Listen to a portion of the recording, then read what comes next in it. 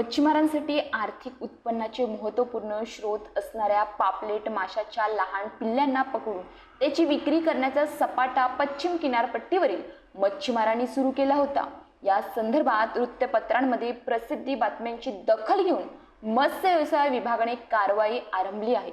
2 दिवसात वसई तालुक्यातील 2 बोटींविरुद्ध दंडात्मक कारवाई प्रस्तावित करण्यात आली असून आगामी काळात लहान माशांची खरेदी करण्याबाबत ग्राहकांमध्ये जनजागृती करण्यासाठी मत्स्य व्यवसाय विभाग उपक्रम हाती घेणार आहे।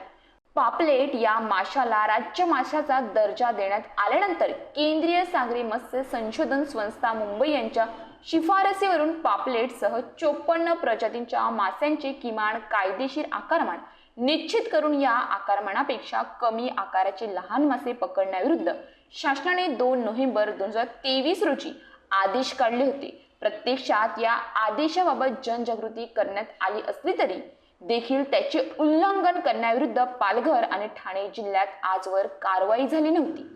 राज्य मासा पापलेट धोक्यात आल्याबाबत बातम्या प्रसिद्ध झाल्यानंतर मत्स्य व्यवसाय आयुक्त किशोर तावडे यांनी मत्स्य व्यवसाय विभागाच्या संबंधित सह आयुक्त यांना कारवाई करण्यासंदर्भात आदेशित केले होते।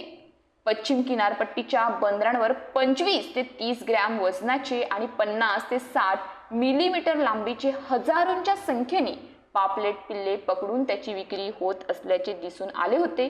दरम्यान कमी आकारमानाची आणि वजनाची मासेमारी करू नये यासाठी मच्छीमार सहकारी संस्थांमध्ये जनजागृती करण्यासोबत विविध माशांचे परिपक्व आकारमान आणि वजन दर्शवणारे फलक प्रमुख बाजारपेठांमध्ये लावण्यात येणार असल्याची माहिती मत्स्य व्यवसाय आयुक्त किशोर तावडे यांनी दिली।